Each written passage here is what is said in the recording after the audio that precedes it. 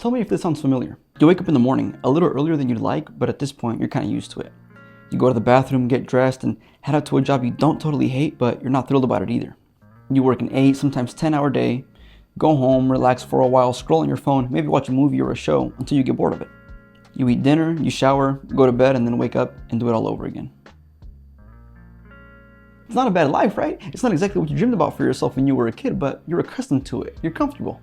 Those childhood dreams of yours, though, they never really went away. But you can't chase them now. I mean, you've got a good thing going for yourself, and going after the things you really want could spell the end of that for you. You wouldn't want to lose that, right? Now hold on, before you answer that, ask yourself this. Is this the life you want to live for the next 40 years until you retire? Nothing new, nothing exciting, just comfort?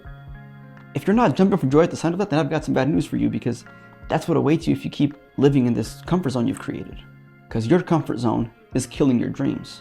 You see, there's nothing wrong with comfort. You could go through life in that manner and be fine. The problem is the comfort zone makes you complacent. It makes you feel like you've made it, like you've done something worthy of rest and comfort. It makes you feel like you don't need to strive for more.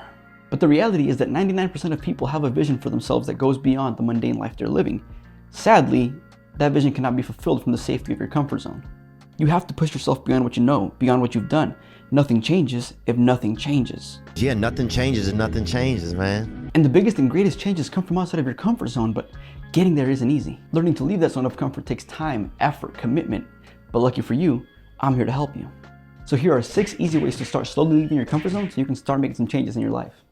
Number 1, humans are creatures of habit. We enjoy easily recognizable patterns and repetition in our lives. This is why, bar none, the easiest way to get out of your comfort zone is to just snap out of an old routine. Go to the bathroom without your phone. Brush your teeth with your opposite hand. Take a new route home from work. Try a new dish. Ask a cashier about their day. Shoot, just try out a new hobby.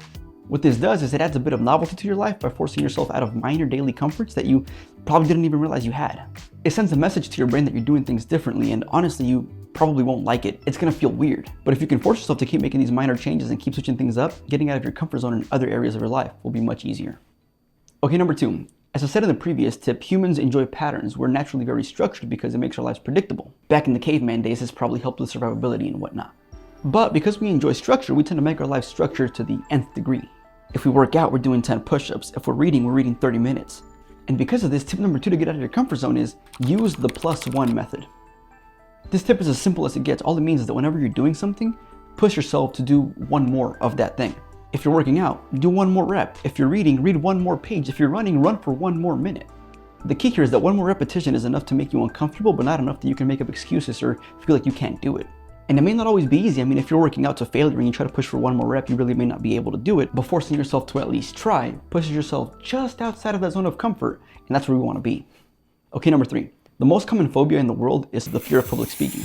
And I can understand why. Doing something like speaking in front of a group of people or presenting opens you up to judgment, to ridicule, to being laughed at.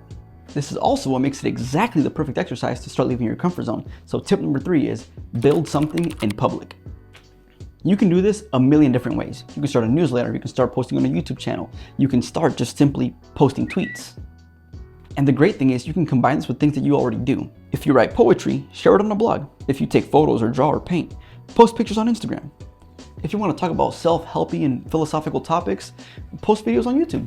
Exposing yourself to public scrutiny is uncomfortable. Trust me, I get that. I've had some crazy comments on some of my videos and it doesn't always feel good, but you learn to deal with it. The cool thing about this one is that it has the possibility to completely change your life if you stick with it. A small possibility, but a possibility nonetheless. After all, they say attention is the new currency. People spend their money on what grabs their attention. Remember that. Number 4. I have family and friends who refuse to go anywhere by themselves. It makes them feel awkward. It makes them feel like a loner. Well, great, let's do more of that. Tip number 4 is do things alone. Honestly, going places by yourself and enjoying your own company is really not that bad. It's all in your head. I do this on occasion because I travel for work and I have to just stop and get lunch at a restaurant somewhere, and I just go in there and chill, and honestly, it's kind of relaxing, just people watching. Plus, I didn't say you had to show up and start talking to people. Just bring a book to a coffee shop and read something. All I'm asking you to do is embrace being alone in public spaces. Trust me, once you get past that initial fear of looking awkward, it's honestly kind of nice. Number 5.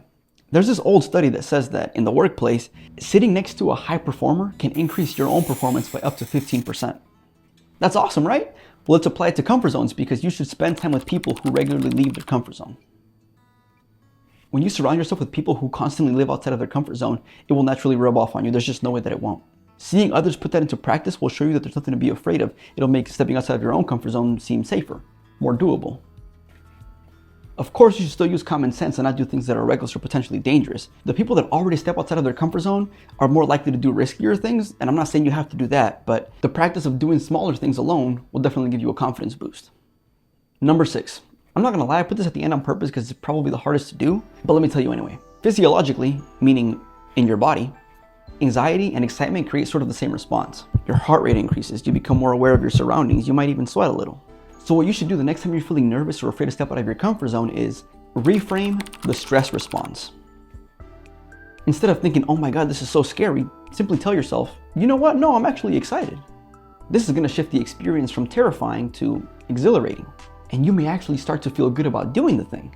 Like I said, this is not easy to do, but if you can learn to master this skill and use it to your advantage, it can quite literally change your life because you can apply it to basically anything.